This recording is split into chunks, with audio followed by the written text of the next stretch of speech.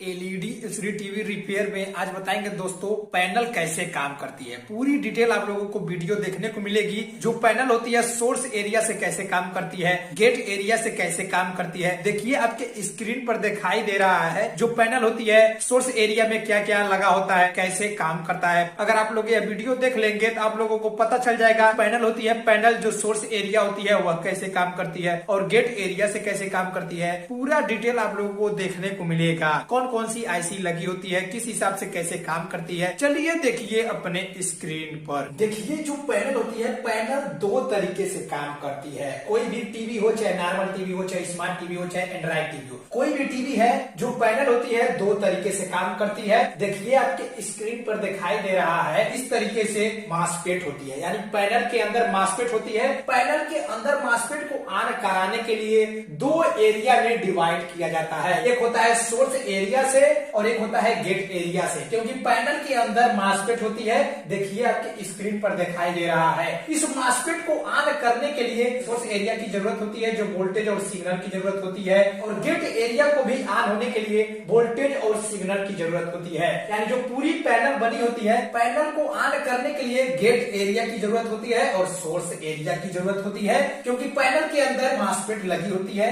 इसका पूरा detail video बना चुका हूं, यह कैसे काम करती है। आप लोगों को यह वीडियो देखने के बाद आप लोगों को डिस्क्रिप्शन में लिंक दे देंगे, जाकर देख सकते हैं। जो मास्फेट होती है उस मास्फेट को ऑन करने के लिए गेट सिग्नल चाहिए और सोर्स सिग्नल चाहिए। जब तक गेट सिग्नल नहीं मिलेगी तब तक सोर्स से ड्रेन पास नहीं होगी। इस तरीके से पास कराने के लिए वो पैनल के अंदर मास्फेट लगी होती है, मास्फेट को ऑन और ऑफ कराने के लिए दो डिवाइडर में बांटा गया होता है। हो सकता है सोर्स एरिया में क्या क्या कंपोनेंट लगा हो, या हो सकता है गेट एरिया में क्या क्या कंपोनेंट लगा हो। कंपनी निर्धारित करेगी कि किस हिसाब से पैनल को वर्क कराना है। क्योंकि पैनल जो होती है अलग अलग प्रकार की पैनल होती है। जीआईपी पैनल होता है, सीओजी पैनल होता है, काप पैनल होता है। तीन प्रकार की पैनल होती है जो कंपनी बनाएगी, अपने अपने अनुसार सर्किट बना सकती है। देखिए जो सोर्स एरिया होता है, सोर्स एरिया को काम करने के लिए क्या क्या होता है, देखिए आपके स्क्रीन पर दिखाई दे रहा है। सोर्स एरिया को काम करने के लिए एक इप्रोम आईसी चाहिए, एक टिकोन आईसी चाहिए, और एक डीसी टू डीसी आईसी चाहिए, और एक गामा आईसी चाहिए। इसी के अंदर हो सकता है टिकोन बोर्ड लगा हो, यानी सोर्स एरिया में ही हो सकता है टिकोन बोर्ड लगा हो। अगर टिकोन बोर्ड नहीं लगा है उसके अंदर,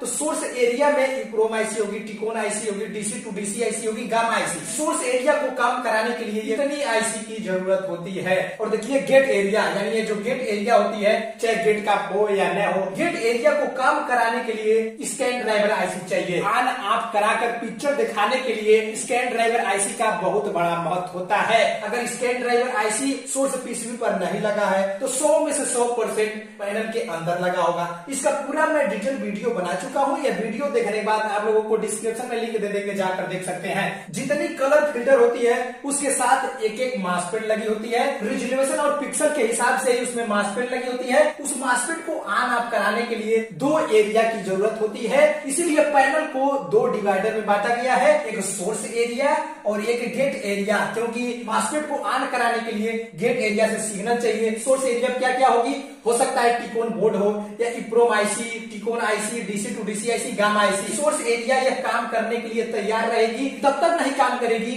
जब तक इस गेट पर पल्स या सिग्नल नहीं आएगा, तब तक सोर्स ड्रेन पास नहीं होगा पैनल के अंदर। इसीलिए गेट एरिया को चलाने के लिए स्कैन ड्राइवर आईसी को दे दिया गया है, सौंप दिया गया है कि स्कैन ड्राइवर आईसी जाओ अपने हिसाब से, जिस हिसाब से पैनल में फिक्स किया गया है उस हिसाब से गेट को सिग्नल दो, जिससे सोर्स और ड्रेन आपस में साथ हो जाए। मास्फेट क्या हो जाएगा, जब गेट पर सिग्नल मिल जाएगा तो सोर्स और ड्रेन आपस में साथ हो जाएगा, जो होगी पिक्चर हमारी दिखाई देने लगेगी। यानी उस हिसाब से पैनल काम करती है।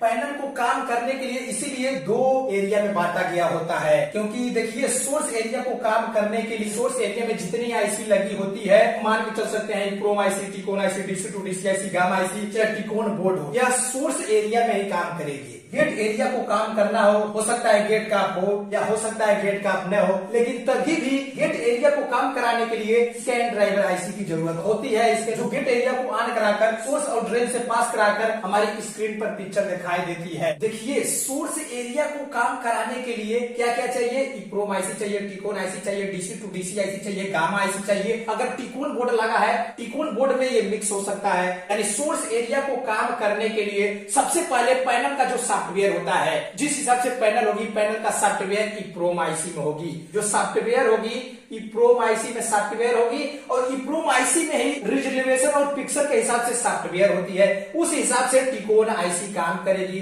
जब टिकोन आईसी काम करेगी तो क्या होगा? टिकोन आईसी के द्वारा ही जो पैनल में लगी होगी, टिकोन आईसी के द्वारा ही निर्देश पर पूरी आईसी काम करेगी। डीसी टू डीसी आईसी भी काम करेगी, गामा आईसी भी काम करेगी। जो गेट एरिया को काम करने के लिए सिग्नल वोल्टेज निकालती है, स्कैन ड्राइवर भी आईसी टिकोन आईसी के द्वारा काम करेगी। क्यों? क्योंकि इप्रोम आईसी जो होती है, इप्रोम आईसी में पूरी सॉफ्टवेयर पैनल की रिजोल्यूशन और पिक्सल के हिसाब से सॉफ्टवेयर इसमें होती है। उस हिसाब से ही टिकोन आईसी निर्देश देती है। उस हिसाब से कब क्या सिग्नल निकालना है, कब किस सिग्नल को ऑन करना है, किस सिग्नल को बंद करना है, वह टिकोन आईसी के द्वारा ही होता है। उस हिसाब से DC to DC IC, gamma IC और स्कैन ड्राइवर आईसी काम करती है। इस प्रकार से ये सोर्स एरिया में मिला जुला कर काम होता है। गेट एरिया को काम करने के लिए क्या क्या चाहिए? गेट एरिया को काम करने के लिए स्कैन ड्राइवर आईसी चाहिए। स्कैन ड्राइवर आईसी हो सकता है सोर्स पीसीबी पर लगा हो, या अगर सोर्स पीसीबी पर नहीं लगा है तो पैनल के अंदर होता है। और स्कैन ड्राइवर आईसी को चलने के लिए क्या क्या चाहिए? कि टिकोन आईसी CPV1, CPV2 OESTB जो सिग्नल होगी, यह सिग्नल स्कैन ड्राइवर आईसी को दे देगी। लेकिन स्कैन ड्राइवर आईसी तब तक नहीं चलने के लिए तैयार होगी जब तक स्कैन ड्राइवर आईसी को सप्लाई VCC नहीं मिल जाएगी। जो उसका सप्लाई होता है VDD 3.3 वोल्ट, VGH और VGL इसकी सप्लाई होती है, तब जाकर स्कैन ड्राइवर आईसी काम करेगी। जिस हिसाब से पैनल में जो कंपनी होगी, जिस हिसाब से वोल्टेज और सिग्नल आउटपुट निकालना होगा, उस हिसाब से वो फिक्स होगा। वोल्टेज और सिग्नल मिल जाने से स्कैन ड्राइवर आईसी उस हिसाब से, जिस हिसाब से पैनल में पिक्चर बनाना होता है, उस हिसाब से क्या करेगी? सिग्नल और वोल्टेज निकालकर गेट एरिया में देगी। सोर्स एरिया में क्या क्या होगा? जो आईसी होगी ये सोर्स एरिया में होगी, स्कैन ड्राइवर आईसी भी सोर्स एरिया में होगी। लेकिन क्या होगा?